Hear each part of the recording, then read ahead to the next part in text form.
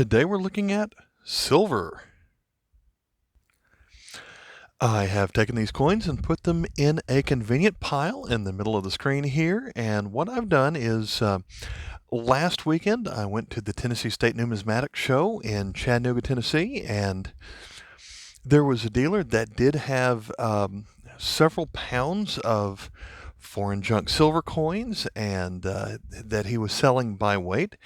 And I took a look through the bin and I tried to find the coins that I thought would be new to my collection. And so anytime you look in a foreign junk bin, you're going to find coins that pretty much have no numismatic value over just the spot price of silver. But I was hoping to find some things that I don't see as often. Oftentimes these bins are filled with the more common Canadian coins, the more common Mexican coins, British coins, things like that. And so I was looking for the coins that either I thought I didn't have or the things that you just don't see as often. And so I ended up paying, when I picked out all the coins that I wanted, he gathered them all up, set them on a scale. I should have asked how much did that weigh and how he was going to calculate it, but I saw him take the weight. I should have asked what the weight was. He put it in a calculator, multiplied a couple of things. At the time, the spot price was $21.75. And so I ended up paying $113 for this pile. And we're going to see if I got $113 of silver at $21.75. If I ended up messing up or doing well, because I should have asked how he came up to that price. Did he just assume that everything was 90% or sterling or 83.5? Who knows? And so if there's anything in here that is of lower silver content, then since he just kind of put them all on the same scale together, that's probably going to hurt my chances. So what I've done here is I've organized them in diameter. And so the further we go along, the larger silver content these coins are supposed to have. That is, unless there's something that is lower than 90%. Now, as it turns out, I already know the answer, but you're going to have to stay to the end to see how much silver I ended up in this getting in this pile. And we're going to start with the one that as soon as I got home, I realized I did have this one, but at least it was pretty small and I was willing to take a chance on it. This is the 1931 from Sweden. It's a 25 ore. At least they weren't down to 40% yet, like a lot of the most common Swedish silver coins that I find. This one was 60%.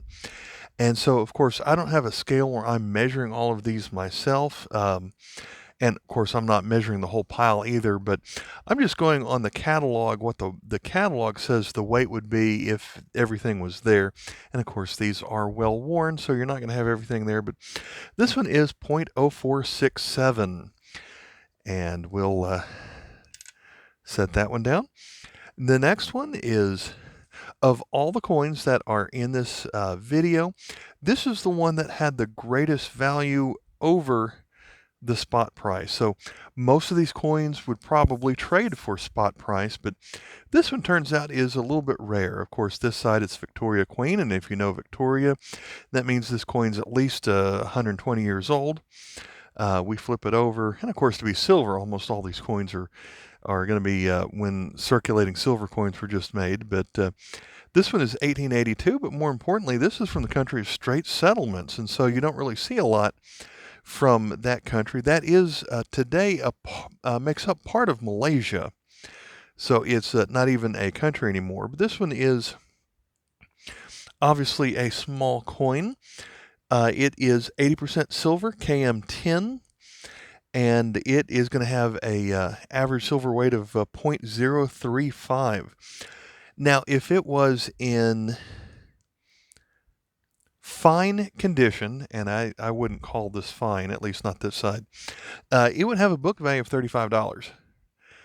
And so I'm going to call this very good, and I'm going to say it has a book value of 15. But at 0.035, I mean, that's what I paid 70 cents for that coin. So that one is a win, although I'm not adding up the book value. I'm just adding up the silver value of all these, and we're at 0.08. Next, we have Venezuela.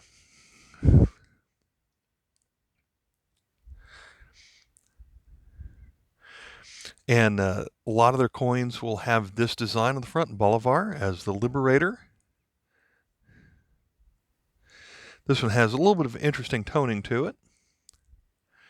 And this coin is in one of the better shaped coins that we have, but for a silver coin, it's also one of the newer coins, and so that's going to take away some of the value that it would have. But from 1954, this one is KM35. It's 83.5% silver, and actually a little bit less silver than the last one. This is 0.0336. And so we're at a little over a tenth of an ounce with these first three coins. Next up, we have Italy. And this might be the slickest coin that we have all day. You can barely make it out here that it has as the monarch Vittorio Emanuele II. Can hardly see anything on this side. I was able to see the T mint mark down here, and numismatically that does make a difference on how much value over spot it potentially could have. 50 centesimi is their currency of the time. It's another 83.5, but since it's a little bit larger than the last one, this has 0.0671. And so we're at a total of 0.18 ounces of silver when we add them all up. This next coin is one of the circulating silver coins that might be in the best condition, aside from some toning, which some people would say that's a plus with the toning that you see on it. And as it turns out, I don't think I had any Saudi Arabian coins that were this old. At the bottom, it looks like a 1 over backwards 3, but in Arabic that means it's 1/4 of a rial. And we've got a couple of palm trees on here. It shows the Arabic date of 1354 right here. Flip it over.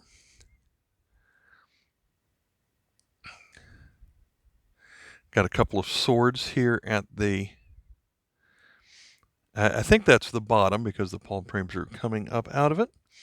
So this quarter rial, KM16, is from our calendar, 1935. The silver purity is 0.917, giving this coin 0.0913 ounces. So a running total, we're up to 0.27 silver content. Now we're getting up to the things that are closer to a quarter size. And we're going to have this coin from Austria. Well worn, but in the bottom corner, or left near the bottom, it has Frank, which stands for Franz Joseph I is the name of this monarch, but I think they spelled it as Francois. On here, this is going to be 1 Corona from 1893, KM 2804. It's another 83.5% silver. This one has a silver weight of 0.1342. So our running total, we're up to 0.4 ounces. We're going to move on to Spain, where we have the monarch was the boy king, Alfonso XIII. This is, if you may remember that a lot of coins from Spain will have the date on it, which is by my thumb here, is the first year that coin was made, with the actual date is going to appear in a star. So that would be a 19, and over here that tells us the actual year it was made. So well worn you can't read it, but there's only two options here, 01 or 02, and I can't tell the difference. This is KM706. It's another 83.5. This one has a weight of 0.1342 and a KM number of 706. We'll flip it around and we'll see that it is a peseta from España. Our running total now has us over half an ounce. Next up is our, what I believe is the oldest coin in this video. When I bought this coin, I just assumed that I had it because my father-in-law gave me a pretty much a one of those Whitman folders of all the coins of Queen Victoria with everything filled in it already. And so I thought, well, I already had a Victoria Young head 1 shilling. It was an album of all Victorian coins of Great Britain. But as it turns out, there are 4 variations of this coin. And specifically, I picked this one up because it had a date of 1839 on it, and that is quite an old coin. And I thought just that how old it is, I thought that by itself I thought was pretty neat. And so it's going to be a KM of 734.1 because it's the first variety, and as I mentioned before, there were 4 different varieties. Now, even within this version of the coin, there are varieties where the engraver's name, or maybe the person who came up with design, had the initials of WW, and for the first 2 years this coin was made, the initials appeared on the edge of the Victoria's head here at the bottom of the neck, where it slopes back to the surface level of the coin. There is a tiny little WW right there, which is there on all 1838 coins, the first year that they made the Queen Victoria coins. But on 1839, they removed that halfway through the print run. And so this one's too well worn to see if it's there or not. I don't think there is a premium either way, but that's just a variety that I thought was worth looking for. This British coins are sterling, so we have our first 0.925 coin on here. This one has a silver content of 0.1682. Our running total, that gets us over 0.7. And this one, if it was in, let's say, fine condition, would actually be worth itself something. I call that good condition with a book value of $6. Our next coin is going to be from Belgium. Not only is it well worn, this one has some scratches on it. We see the monarch of Leopold II. This is going to be a 2 francs coin. I think I had the 1. This is KM 30.1 or 83.5, so we've got another of that silver content. It seemed to be pretty popular in Europe at the time. And in the year on this one is 1867. There are a couple of varieties on this one, and it has to do with this teeny tiny little cross that appears on top of the crown. I'm zooming in as close as it'll let me. You might see it. It's under the letter I right there. If this coin was missing it, then it would be a rare variety, but this one has it. So we're going with the melt value of this one. So this one, the average silver weight is 0.2684, and so our running total has us to 0.97. Our next coin is from East Africa. And it even has kind of a different look to it with the silver content. And that's because this one is 25% silver. And something like that's going to really hurt our chances to get our $113 of silver value out of this lot. But whatever they mixed in with the silver kind of gave this a different, as it's kind of discolored over the years, it's given it kind of a darker look, I think. But this goes back to George VI, and listed as the India Imperator. 1941 KM28, so a silver content of 0.0625. But that does get us over 1 ounce for the whole video so far. One other thing that I thought was interesting on here was I am not someone who is very familiar with errors or die cracks or anything like that, but this one was so obvious I couldn't help but notice. There by the letter C in Africa is a pretty huge die crack that goes all the way from the edge to within the ring right here. And it made me wonder if there's another little spot over just some of the ornamentation right there, maybe another one right there. On second glance, now that I look at it, I wonder if that's part of the design of it, but definitely I'd say that looks like a die crack. So at least it's interesting. I don't know if that's going to add anything to the value. I mentioned that this Dealer had a lot of coins from Canada, which you would expect. So this one has a lot of goo on this side, but it is a George V $half,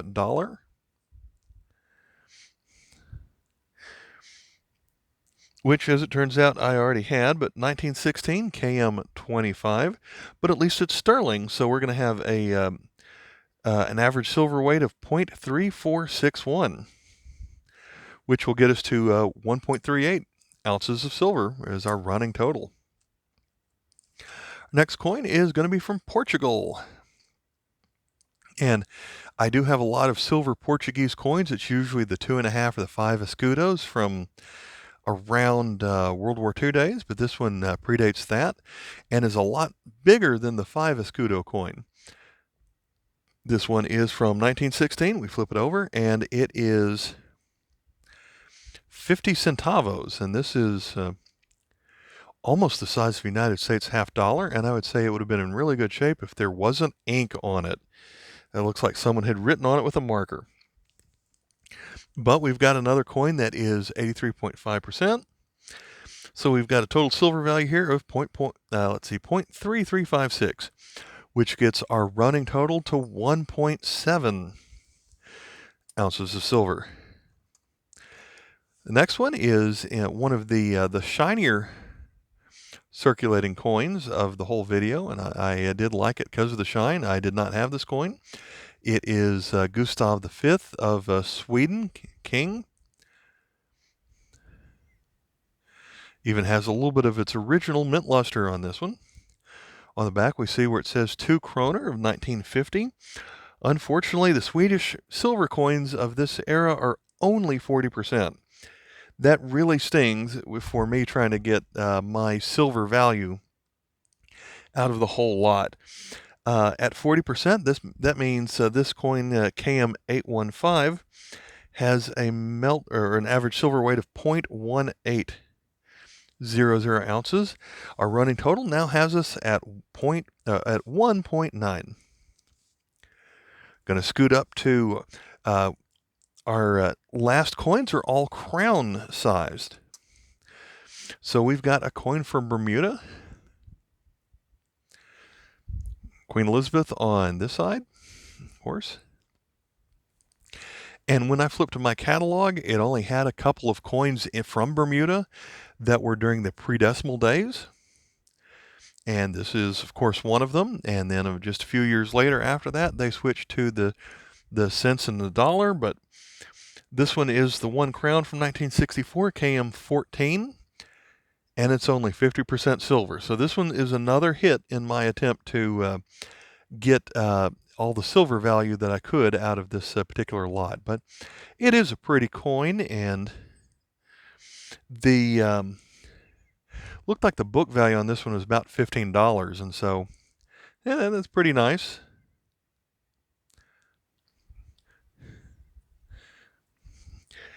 And so has a silver weight of 0.3636, and that gets us to 2.2 ounces of silver. Next one might be the shiniest coin of the whole day. Going to be from Romania. 100 lei. It still has almost a mirror look to it, but obviously some scratches here that are much more obvious when you look on camera. 1995, so it's a modern commemorative. And I don't know that I've seen too many modern commemoratives of the FAO. So this coin highlights the 50th anniversary of FAO, and of course between the letters it has a large grain of wheat on this one. Thankfully, this one is sterling at 0.925, which gives this a whopping 0.8178 ounces of silver. Excuse me. And so that gets us over 3 ounces.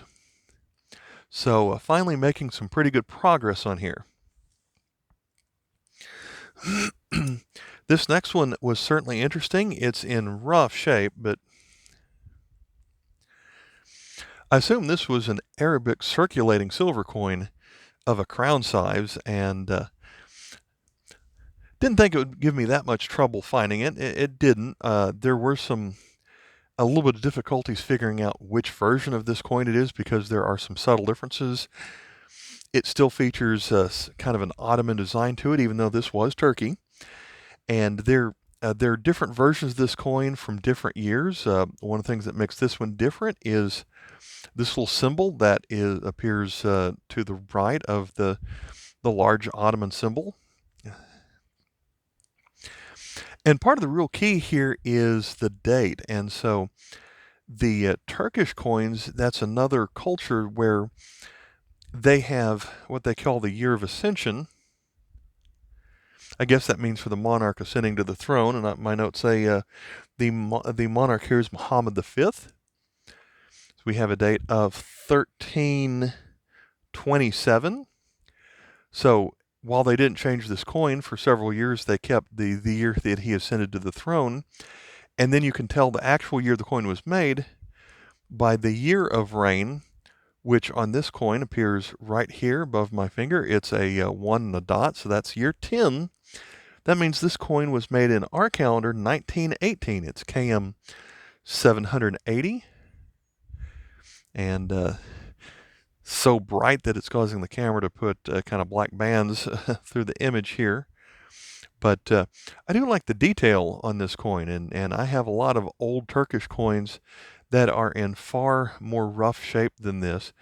This is the side that looks rough, and especially when you look at the edge, there's just some kind of tarnish or corrosion that's going around it here.